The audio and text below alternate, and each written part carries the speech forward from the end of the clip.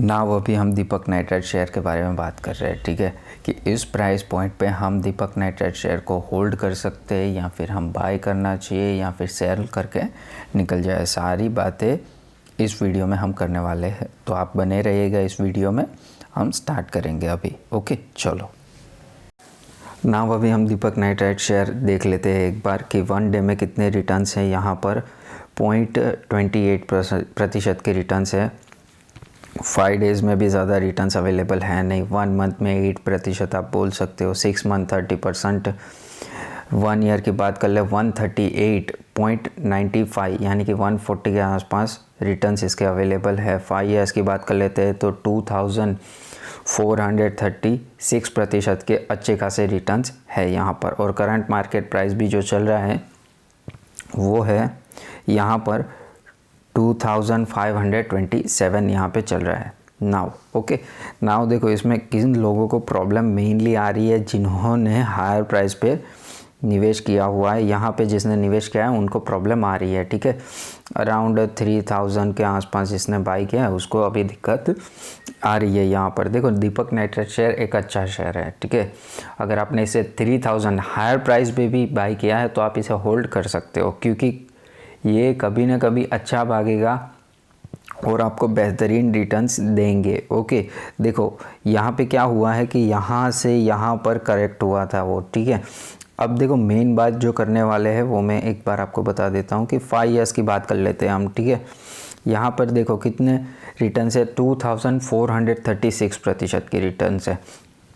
Now देखो बहुत ध्यान से आप सुनिएगा, जो भी शेयर आपको 2000 से भी या फिर 2000 जितना रिटर्न देता है, ठीक है, जब वो गिरेगा ना तो उसमें नॉर्मल करेक्शन बोल सकते, क्रैश नहीं बोल सकते। नॉर्मल जो करेक्शन होता है ना वो 30% का इसमें नॉर्मल करेक्शन होता है, ठीक है, जो यहाँ पे दिखाई दिया था हमें, ठीक है। तो इससे डरना नहीं होता है। जो शेयर आपको 2000% के रिटर्न देगा वो गिरेगा भी वैसे ही। 30-40-50% की गिरावट उसमें नॉर्मल गिरावट मानी जाती है, ठीक है। उतना तो करेक्शन वो होगा ही होगा, तो आपको इसमें डरना नहीं है। देखो मैं क्या करता हूँ, अपनी स्ट्रेटजी बता देता हूँ आपको।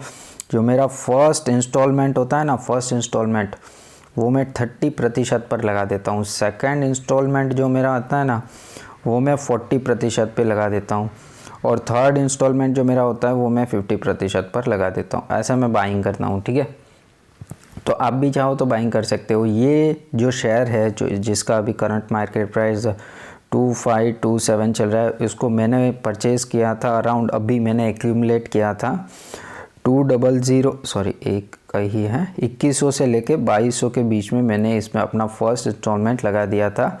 अराउंड ये 30% के आसपास तो करेक्ट हो चुका था। ओके, आसपास बोल रहा हूँ अप्रॉक्सीमेट, लेकिन मैंने 2100 से लेके 2200 के बीच में अपना फर्स्ट इंस्टॉलमेंट लगा के मैं खड़ा हो गया था।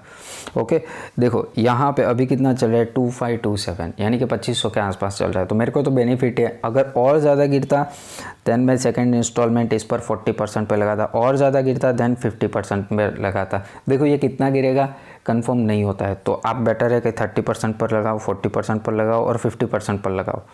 तो आपका जो एवरेज प्राइस है ना वो अच्छा खासा एवरेज हो जाएगा और आप उसमें एवरेजिंग कर सकते हो कि ये अच्छा शेयर है, ठीक है। और ये ऑब्वियसली अभी लार्ज कैप कंपनी भी है दीपक नाइट्राइट, तो आप इसे होल्ड कर सकते हो अभी। नाउ देखो इस शेयर को होल्ड करना है तो आपको आना चाहिए कॉन्फिडेंस आना चाहिए आप पे, आपको कंपनी पे ट्रस्ट होना चाहिए। अभी ट्रस्ट और कॉन्फिडेंस कहाँ से आएगा, कंपनी के आपको प्रॉफिट एंड लॉस अकाउंट्स देखने पड़ेंगे, ठीक है। आपको बैलेंस शीट देखनी पड़ेगी, उसका क्या शेयर होल्डिंग पैटर्न्स है वो भी देखना पड़ेगा।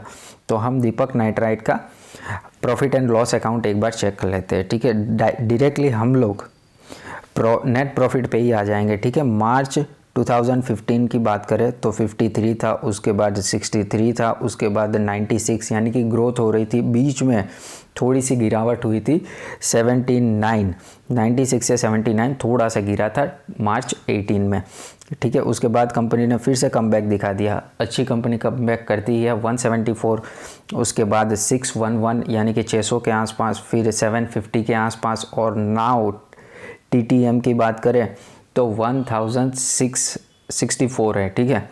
तो अच्छा खासा कंपनी ग्रोथ कर रही है, ठीक है। थोड़ी सी गिरावट आई थी लेकिन कंपनी ने बाउंस बैक कमबैक करके दिखा दिया है यहाँ पर। तो प्रॉफिट एंड लॉस अकाउंट में भी हमें प्रॉफिट ईयर ऑन ईयर अच्छा खासा बढ़ते हुए दिखाई दे रहा है। देखो अभी खास क्या होता है कि CAGR जो होता है कंपाउंडिंग एनुअल ग्रोथ रेट, वो देख लेते हैं। देखो 10 ईयर्स में कितना है 66%, 5 ईयर्स में कितना है आपको 93, 3 ईयर्स में देखो कितना है 124 और 1 ईयर्स में 152।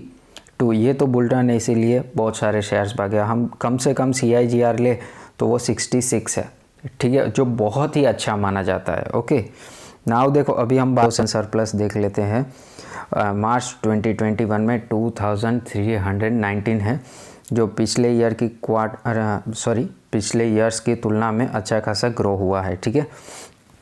अभी देखो लॉन्ग टर्म बोरोइंग्स भी देख लेते हैं कि कितना है। यहाँ पर लॉन्ग टर्म बोरोइंग्स 520 है, जो पिछले ईयर से लगातार कर्जा कम हो रहा है, जो एक अच्छी साइन माना जाता है यहाँ पर, ठीक है। नाउ देखो हम शॉर्ट टर्म बोरोइंग्स देख लेते हैं, वो 1 ईयर का होता है, फ्लक्चुएटिंग मैनर में होता है, 3.10 ही है, ठीक है। और नाउ देखो यहाँ पर हम देखेंगे कि cash and cash equivalents company के पास कितना अवेलेबल है, 33.43 अवेलेबल है, तो अच्छा खासा कैश भी है। देखो कर्जा होना उसमें गलत बात नहीं होती। अगर कंपनी कर्जे का इस्तेमाल करके नेट प्रॉफिट इंक्रीज कर रही है तो अच्छा साइन माना जाता है। अगर नेट प्रॉफिट उनका इंक्रीज हो रहा है यहाँ पर, तो उसमें कोई दिक्कत वाली बात नहीं है। देखो यहाँ पर बात करेंगे कि आपको ये शेयर होल्ड करना चाहिए या नहीं करना चाहिए। ओके नाउ देखो मैंने कहा है कि आप इसे होल्ड तो कर सकते हो, काफ़ी अच्छी कंपनी है। देखो हर कंपनी में गिरावट होती है, उसके बाद कमबैक भी होता है। देखो ये 3000 का लेवल है, वो कभी ना कभी तो काट कर ऊपर निकल ही जाएगा। एक दिन ये 3000 का लेवल जो है ना, ये इसका लो बनने ही वाला है। ऐसा नहीं होगा कि इसकी ग्रोथ रुक चुकी है, ठीक है। तो आप चाहो तो इसे होल्ड करके चल सकते हो, उसमें कोई दिक्कत वाला सीन है नहीं। देखो कोई भी शेयर अगर आप परचेज़ करते हो ना, उसको 5 ईयर्स में आपको उसे मिनिमम होल्ड करना पड़ेगा। कभी कभी शेयर कंसोलिडेट होगा, कभी शेयर भागेगा, कभी शेयर गिरेगा। जब गिरता है तो वो बाइंग अपॉर्चुनिटी होती है। तो आपको पहले स्टॉक का नेचर पता होना चाहिए, उसके बाद आप इन्वेस्ट करो। और आपको अगर 2000% के रिटर्न्स चाहिए विद इन 5 ईयर्स, तो आपके लिए 30% की जो गिरावट होती है ना, विच इज़ नॉर्मल, ये एकदम नॉर्मल गिरावट होती है। ओके तो इस प्राइस पॉइंट पर आप एक्यूमुलेट करना स्टार्ट कर सकते हो, 30 पर, 40 पर और 50 पर, जैसा मैंने आपको बताया है, ठीक है। आगे आपका शेयर है, जो डिसीजन लोगे देखो वही सही डिसीजन होगा, क्योंकि पैसा है आपका। Thank you. और हाँ, अगर ये वीडियो पसंद आ रही है तो आप कमेंट, लाइक, शेयर, सब्सक्राइब कर देना।